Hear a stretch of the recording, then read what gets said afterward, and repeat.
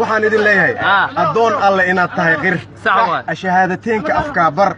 ilaahay u adeec run awaamirta rasuul raac sidaasaa lagu faray aday u bishaaree bulshadoo dhan bidcad iyo shirkiga badii xir beeca alloo barakay dheh baryaha khamiis iyo isniin soon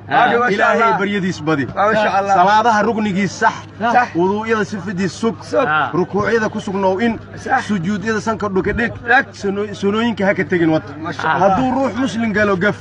haka gees marina gartiis gal garabsiin dhaaf ku garsoor xaq keligaadaa lagu gelin god waxbana kuuma galaan gun ku tarbiyey ubadka 7 jir kan tacliin diidka naftii tun tajwiidkii diinta tafsiir bar waxa tawfiiq aan lahayn tuf yaan la taagnaan tubtii xun labadaa waalid wax weyn tar walaalii qaraabo wax qeyr far kan wax ku diida wanaag tus wehelkii gooye adlee wad